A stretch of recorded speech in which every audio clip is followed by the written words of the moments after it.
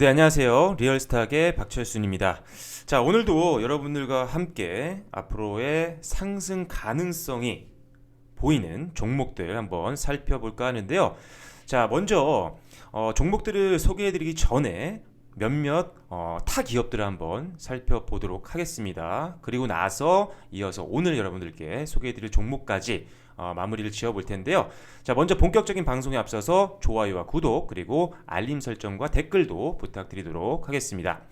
자, 먼저 오늘 두 종목을 먼저 살펴볼 텐데요. 첫 번째 종목은요, 바로 넷게임즈라는 회사입니다. 자, 넷게임즈의 주가를 보시면요, 올해 굉장히 버라이티했습니다. 물론 3월달 급락장 이후에 바로 짧은 시간 내에 회복을 하고 한 단계 또 주가가 레벨업되는 모습들을 좀 보여줬었는데, 자, 3월달에 급락장 이후에 주가가 굉장히 우상향 흐름을 보일 수 있었던 가장 큰 이유를 좀 보자고 한다면 저는 관리 종목 탈피라고 봅니다. 자, 넷게임즈가 3월 20일 날 보시면 관리 종목이 해제가 됐어요. 보이시죠? 관리 종목이 해제가 됐습니다. 그때를 기점으로 해서 계속적으로 주가가 우상향 흐름 보이는 모습들을 보여줬어요. 아무래도 관리 종목이 지정되게 되면 상패에 대한 리스크가 있기 때문에 상당히 부담이 될 수 있죠. 그런데 관리 종목이 해제가 된다라고 한다면요, 이것은 어떻게 보면 반대로 굉장한 호재가 될 수 있다라고 볼 수가 있는 거죠. 왜? 회사가 가지고 있었던 리스크를 완벽하게 해소하고 그것을 검증받은 거니까요. 자, 그래서 넷게임즈 같은 경우는 3월 20일 날 관리 종목이 해제되고 나서부터 주가 상승률이 굉장히 좋았습니다. 자, 비슷한 경우도 있었는데요. 바로 옴니텔이라는 회사였어요. 자, 그런데 이 옴니텔이라는 회사가 이제 사명이 변경이 됐습니다. 자, 그래서 티사이언피틱, 발음도 어렵습니다. 티사이언티픽입니다. 이 종목 같은 경우도 3월달에 잠시 주춤했을 뿐 그 이후로 어마어마한 주가 상승률을 좀 보여줬었는데, 이 종목도 이제 어떻게 보면은 3월 16일 날 해제가 됐습니다. 물론 그때 너무 급락장이었기 때문에 약간의 변동성은 있었지만 일단 3월 중순을 기점으로 해서 금방 또 회복세가 나왔고요. 그리고 나서 주가가 어마어마하게 올랐죠. 자, 950원까지 갔던 종목이요, 거의 뭐 6천원까지 갔으니까요. 거의 6배 가까이 올랐던 종목이었습니다. 뭐 최근에도 그렇게 많이 빠진 건 아니죠. 주가 상승률 대비해서는 잘 버텨주고 있는 그런 종목입니다. 이 종목도 방금 말씀드린 것처럼 관리 종목 탈피하고 나서부터 주가가 굉장히 강한 상승세를 좀 보였었는데, 자, 그래서 오늘은 관리 종목 탈피가 좀 예상이 되는 종목들을 한번 보려고 합니다. 그래서 자, 지금부터 바로 종목들을 살펴보도록 할게요. 자, 첫 번째로 여러분들께 보여드릴 종목은요, 바로 테라셈이라는 기업입니다. 자, 테라셈이란 기업인데 내용을 좀 한번 볼게요. 자, 일단 이 기업 같은 경우는 이미지 센서 패키징과 그리고 테스트 관련된 사업을 영위하고 있는 기업인데, 첫 번째로 대규모 공급 계약이 있었습니다. 최근에 한번 공시를 볼게요. 자, 최근 공시를 여러분들이 계속 주식을 하실 때 내가 관심 있는 종목 또는 보유하고 있는 종목이라면 항상 공시를 좀 보시는 습관이 필요합니다.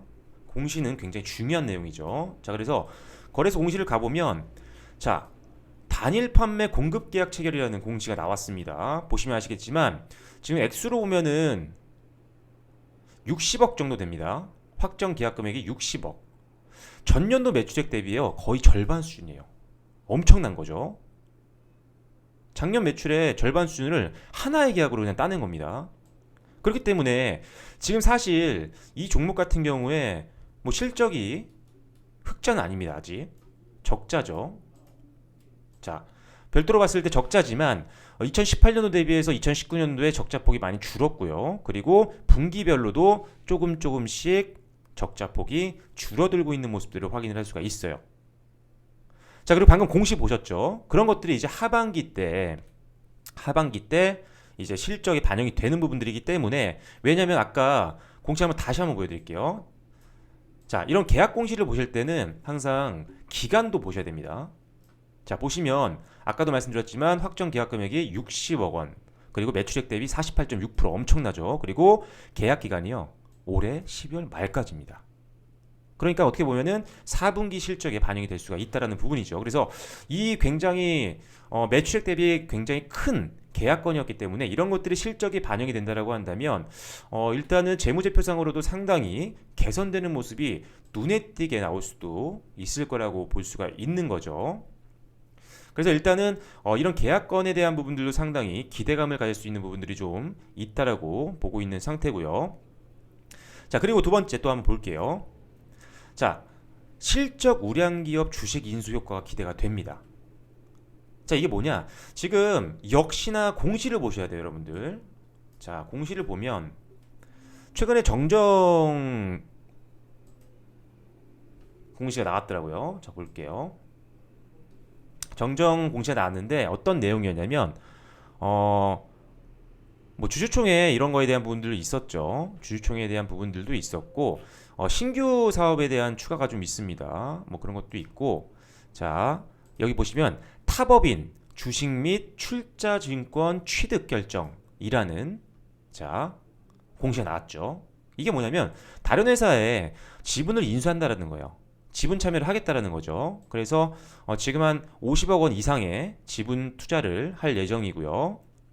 자 그리고 이 회사가 하고 있는 일을 보면요 이엔컴퍼니라는 회사거든요. 이엔컴퍼니. 그런데 이 회사가 보통 어떤 일을 하느냐 자 폐기물 재생 이용업을 하고 있는 회사가 바로 요 회사예요. 요 회사는 지금 테라셈의 자회사 중에 테라 신재생에너지가 있는데 여기서 폐기물 관련된 사업을 하고 있고요. 지금 지분 참여하는 회사인 이엔 컴퍼니도 역시나 폐기물 관련된 회사입니다. 자 볼게요.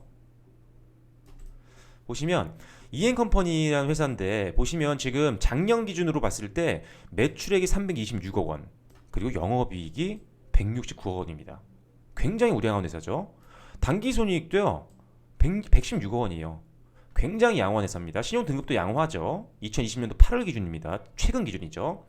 그래서 테라셈의 자회사가 지금 어떻게 보면은 폐기물 관련된 일을 영위하고 있었고 그래서 그 회사가 이미 폐기물 관련된 사업을 할 수 있는 상황이기 때문에 이런 회사들을 지분 참여를 하게 된다면 뭔가 시너지 효과가 훨씬 날 수 있겠죠. 생뚱맞은 그렇죠. 생뚱맞은 사업을 하고 있는 기업을 인수하는 게 아니니까요. 그래서 이런 부분에서도 상당히 기대가 되는데 아무래도 우량한 재무적으로 우량한 기업에 지분 참여하는 것들은 상당히 회사적으로도 굉장히 좋아지는 겁니다. 개선되는 부분들이 분명히 있기 때문에 제가 봤을 때는 여기 지분 참여에 대한 부분들은 상당히 긍정적으로 좀 볼 수 있다라고 생각이 되어집니다. 자, 그래서 방금 말씀드렸다시피 지금 이 실적이 굉장히 우량한 이엔컴퍼니라는 회사에 대한 주식 인수 효과도 상당히 기대를 해볼 수 있을 것 같고 일단 이런 우량기업 인수 그리고 최근에 있었던 이 대규모 60억 원대의 대규모 공급 계약을 통해서 그리고 이 계약 기간이 12월 말이었죠. 그래서 실적 개선에 대한 기대감이 상승하고 있기 때문에 지금 뭐 관리 종목이긴 하지만 충분히 관리 종목에서 탈피할 수 있을 만한 가능성은 제가 보기에 있어 보입니다. 그래서 그런 것들을 우리가 한번 눈여겨볼 만한 기업이라고 보여집니다. 그래서 테라셈 한번 앞으로의 주가 추이 한번 지켜보시면 좋을 것 같고요. 자, 두 번째로는 수성이란 기업입니다. 수성. 자, 수성이란 기업인데 이 기업 같은 경우는 이제 산업용 트럭 제조업체입니다. 산업용 트럭 제조업체인데 역시나 지금 관리 종목으로 지정이 되어 있어요. 자, 그런데 굉장히 오랜 기간 동안 구조조정을 해왔습니다. 그러면서 조직을 굉장히 슬림화를 시켜놨고요. 거기다가 이제 부실 자회사들도 정리를 했어요. 자, 부실 자회사를 이제 정리를 했었는데 그 당시 이름이 상반기 때 이제 미래엔 TS라는 회사였는데 이 회사를 매각하면서 부실 자회사도 정리를 마무리를 했습니다. 그러면서 더욱더 재무적으로도 그렇고요. 회사의 어떤 구조적으로도 상당히 안정화를 시키기 위해서 엄청나게 투자를 했었다는 거죠. 자, 그리고 지금 그럼으로써 이제 비용 절감 효과가 있었는데 일단은 비용 절감이 상당히 많이 줄었습니다. 뭐 매출 원가에서 뭐 급여 지출이라든지 기타 비용이요 약 10억 원가량 감소를 했기 때문에 확실히 구조조정과 이런 슬림화를 통해서 비용 절감을 확실하게 좀 해나가고 있는 기업이 바로 이 회사라고 보시면 될 것 같고 자 영업이익이 흑전이 됐습니다. 자 보시면 자 수성의 재무제표 볼게요. 자 지금 영업이익 측면에서 봤을 때 물론 순이익은 아직은 적자이긴 하지만 영업이익 측면에서 봤을 때는 일단은 2분기 때 흑자 전환에 성공을 했습니다. 그리고 계속적으로 지금 꾸준하게 구조조정이나 이런 슬림화를 추진하고 있는 상황이고 부실자회사도 정리한 상태이기 때문에 일단 실적적으로 개선될 확률이 높아 보이고요. 지금 회사의 어떤 목표나 이런 발표를 좀 보면요. 일단은 3분기와 4분기 때 실적을 좀 좋게 내서 연간 흑자 전환을 좀 목표로 하고 있는 것 같더라고요. 그래서 그것만 달성된다라고 한다면 충분히 관리 종목에서도 탈피할 수 있지 않을까 그런 기대감이 좀 있습니다. 그래서 이 종목도 있고요. 한 종목 잠깐 더 보자라고 한다면 자, 이 종목이 있습니다. 또 OQP라는 회사인데 자, OQP 혹시 기억하시는 분 있으실까요?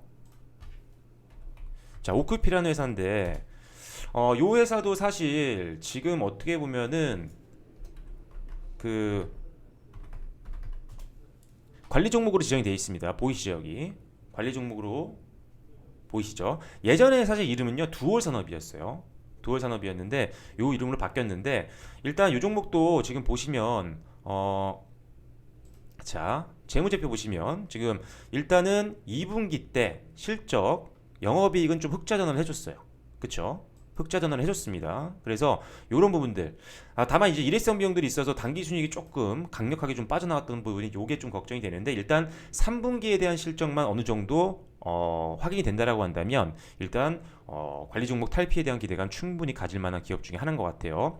대부분의 이제 관리 종목들은 여러분들이 좀 접근은 좀 어려울 거예요. 그리고 매수 매도 타이밍을 잡기가 상당히 어렵기 때문에 일단은 이런 종목들은 제가 그래서 설명드리는 종목들만 보시고요. 일반적으로는 관리 종목들을 보시지 않는 게 더 좋을 수도 있습니다. 자, 그리고 이 종목들은 일단 말씀드린 게 아까도 초반에 말씀드렸지만 관리 종목이었던 종목이 관리 종목을 탈피하는 것은요. 일반적으로 굉장히 호재입니다. 악재가 해소가 되는 거니까요. 불확실성이 해소되는 겁니다. 그래서 그런 가능성 있는 종목들을 오늘 한번 보여드려 봤으니까 앞으로 한번 주가 추이 한번 지켜보시면서 이런 종목들이 어떤 식으로 주가가 흘러가는지 그리고 관리 종목을 탈피했을 때 과연 어떤 흐름이 나오는지도 보시면 굉장히 여러분들 공부에도 도움이 되실 거예요. 그래서 앞으로 한번 이 종목들 한번 추이 지켜봐 주시면 될 것 같습니다. 항상 여러분들 지금 같은 장에서 대세 상승장이 아닙니다. 항상 모든 종목들은 분할 매수 관점으로 접근이 필요하고요. 손절가 반드시 들어가기 전부터 잡고 들어가야 된다는 점 그리고 투자에 대한 판단은 역시 본인들이 하시는 거겠지만 일단 오늘 제가 관리 종목 내용들 좀 설명드리면서 추가적으로 재무 개선이 기대되는 종목들 한번 살펴봤습니다. 앞으로 주가 추이 한번 지켜봐 주시고요. 저는 더 좋은 컨텐츠로 다음에 인사드리도록 하겠습니다. 지금까지 리얼스탁의 박철순이었고요. 자, 그리고 추가적으로 제가 리얼스탁 오픈 채팅방을 운영하고 있는 것들 다들 잘 아실 것 같습니다. 지금 보고 계신 영상 이제 하단 부분을 보시면요. 이렇게 더보기를 누르시면 오픈 채팅방 URL이 올려져 있습니다. 요거 클릭하시고 들어오시면 되는데 참여 코드는 0301번입니다. 0301번 누르고 들어오시면 바로 무료 채팅방에 들어오셔서 장중에 다양한 정보들 받아가실 수 있으니까요. 지금 힘든 시장 여러분들 들어오셔서 함께 올해 하반기 수익 한번 만들어 보시면 좋을 것 같습니다. 네, 지금까지 리얼스탁의 박철순이었습니다. 감사합니다.